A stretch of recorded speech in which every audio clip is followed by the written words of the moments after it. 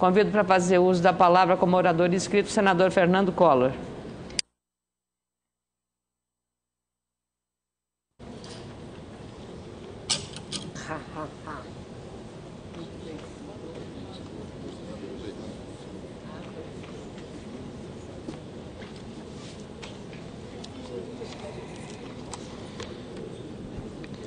Senhora presidente desta sessão, senadora Ana Amélia, senhoras e senhores senadores, tem sido voz corrente nos ciclos de audiências públicas da Comissão de Serviços de Infraestrutura do Senado Federal as críticas e advertências quanto aos males irreversíveis que o imenso aparato burocrático do Estado brasileiro e sua desmedida prática de normatização causam ao crescimento econômico do país e, por consequência, ao seu desenvolvimento social.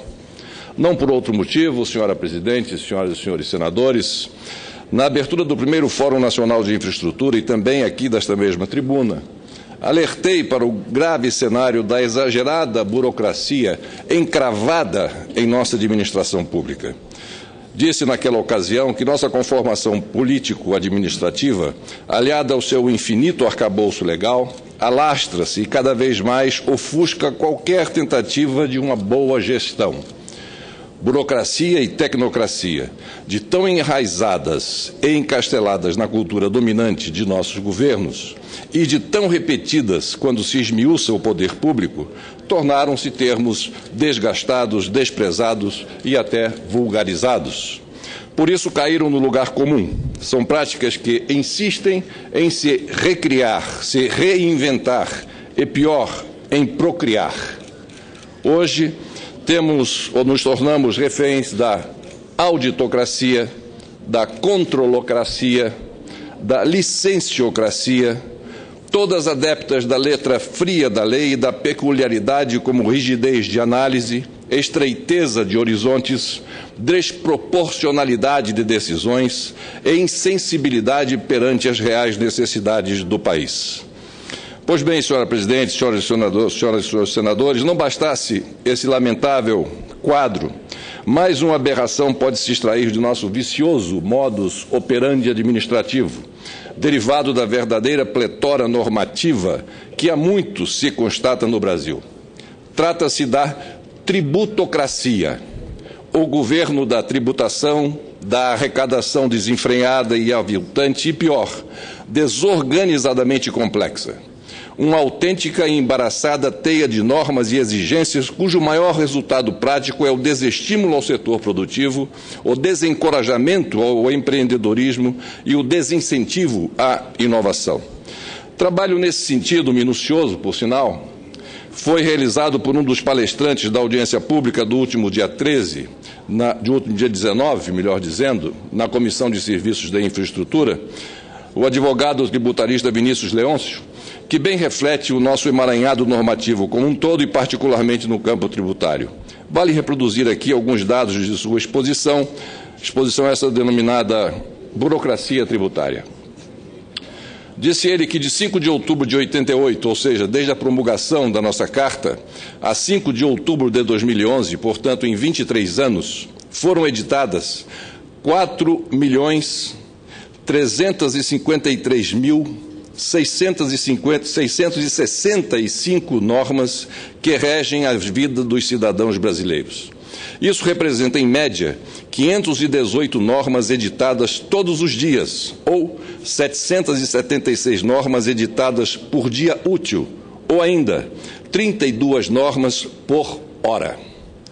Trata-se, senhora presidente, de um verdadeiro atentado à lógica da eficiência, da praticidade, provavelmente sem nenhum paralelo em todo o mundo. No âmbito dos entes federativos, tem-se os seguintes números quanto às normas tributárias publicadas no Brasil. De 1988 a 2011, normas federais, 29.503. Normas estaduais, 85.715.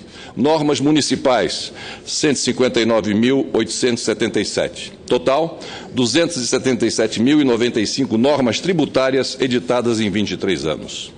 Isso denota de forma irrefutável a urgência de promovermos uma ampla, geral e irrestrita reforma tributária, de modo a atingir dois objetivos bem claros e irremediáveis: a simplificação do sistema tributário e a redução de sua carga.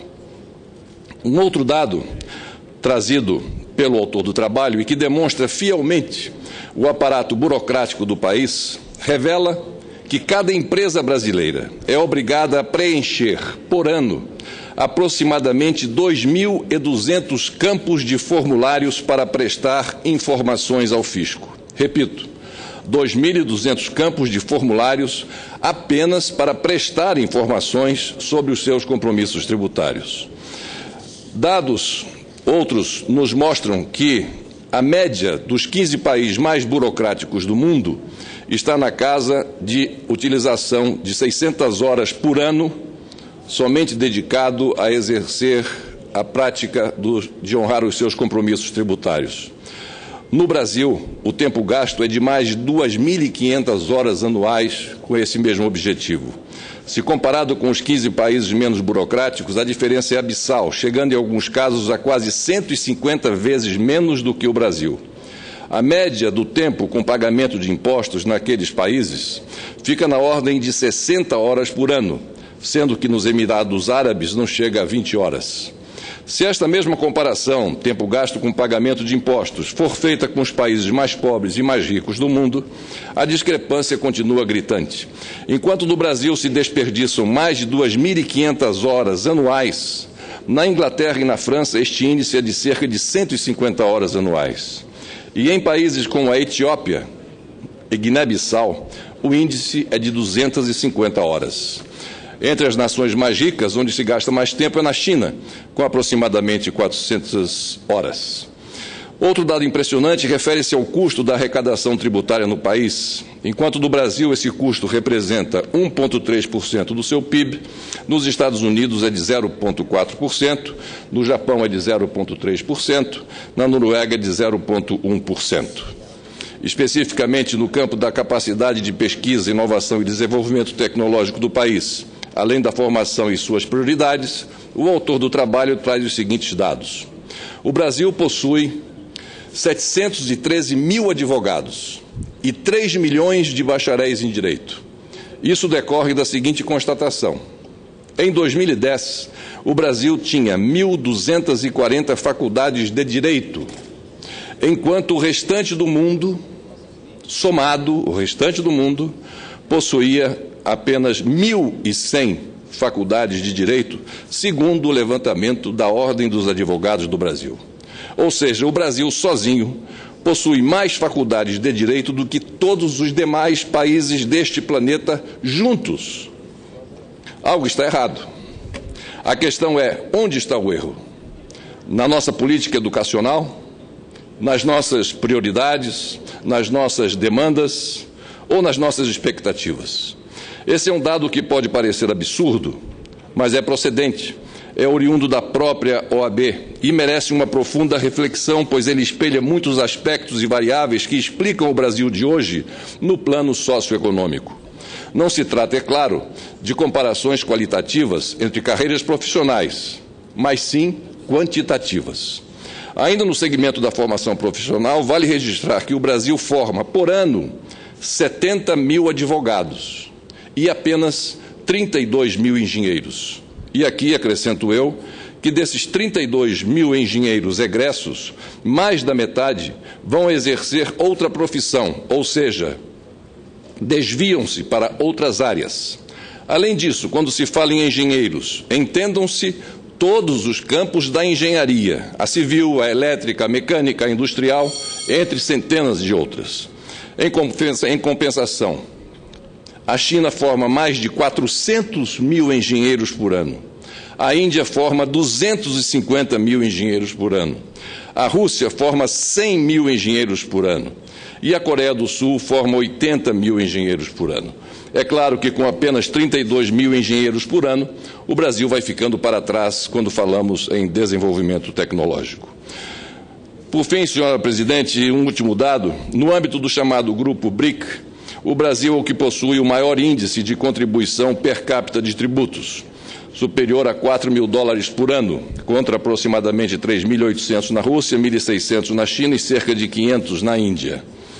Fiz questão de trazer essas informações, senhoras e senhores senadores, senhora presidente, para que possamos, nós parlamentares, juntamente com a sociedade brasileira, refletirmos e agirmos para solucionar a estes principais entraves ao nosso desenvolvimento: a burocracia, com todas as suas derivações, e a inversão generalizada de valores, objetivos e prioridades de nossas políticas públicas. Como bem disse o diretor-geral do DENIT, general Jorge Frasch, ao se referir da questão salarial dos engenheiros, no Brasil hoje só se valoriza aqueles que jogam as pedras e não os que carregam as pedras. Por tudo isso, esse Parlamento, como a Casa das Leis e dos representantes da população, precisa se debruçar imediata e exaustivamente sobre este debate, a fim de apresentar soluções, diretrizes e alternativas de planejamento estratégico para o país e, principalmente, para repensar o modelo do Estado brasileiro. Era o que tinha a dizer, senhora presidente, senhoras e senhores senadores, pedindo a Vossa Excelência, presidente Ana Amélia, que, por gentileza, solicite à Secretaria da Mesa a transcrição na íntegra, já que pulei vários parágrafos do meu pronunciamento da tarde de hoje. Muito obrigado a Vossa Excelência. Na forma regimental, senador Fernando Collor, a solicitação de Vossa Excelência é atendida e cumprimentos pela abordagem desse tema, que é um tema recorrente, inadiável e de emergência, eu diria até, para o aumento da competitividade em nosso país. Muito obrigado. Obrigada.